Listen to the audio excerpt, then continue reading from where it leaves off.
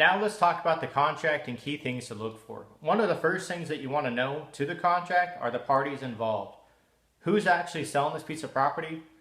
Don't be afraid to go online, Google them, find out a little more information about it. That might help you uncover something about the land that you may not have known before. You know, was somebody murdered there before? Was this guy a crime king? Is somebody going to come back and look for him? Maybe he's a pretty nice guy. You never know. Again, it'll help you in this process. Also, you want to know what your responsibilities are to your broker. Is the realtor being the broker and the seller? Need to find that information out. Also, the fees. Who's going to pay the realtor's commission? This is going to be listed in the contract. What are the source of the funds for the realtor's commission? Is it coming from the sale of the property? Is it additional costs that the seller is going to have to pay? Things to be aware of. Look for any addendums or addendas. What this is going to do is going to provide other modifications that are listed in the contract, such as the option period, closing costs. Sometimes things like this will be listed as far as who's paying the prorated taxes. Again, in my scenario, the seller came down quite a bit, but he listed a addenda with other modifications that I'm actually going to be paying the title policy and the insurance on it, which is a little bit more, but I still got a really good deal overall. So I don't mind paying that if they're willing to work with me in that scenario. Also, make sure that the sales price is the agreed upon price. This is where it's going to be written in writing. Your signatures are going to be on the bottom of the page confirming that you acknowledge that this is what the property is selling for. Earnest money. A lot of times they'll require the earnest money up front. Sometimes there's a clause written that requires additional earnest money within X amount of days.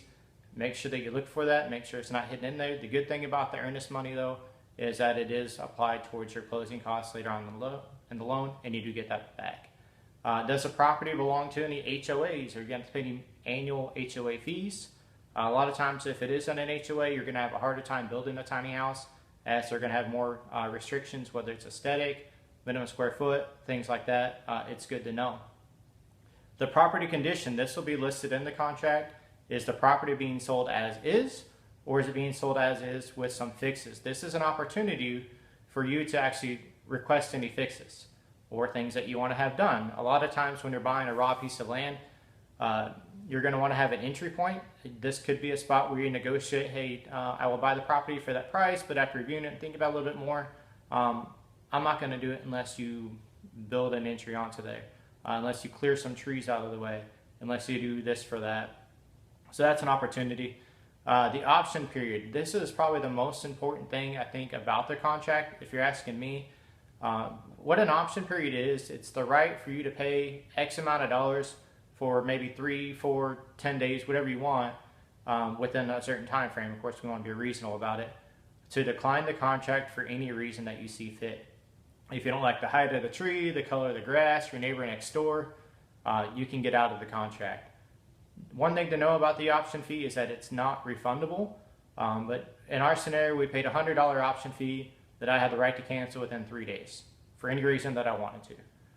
If I decided to go through with the contract, which I did, that $100 is actually going to be applied towards the closing costs, just like the earnest money.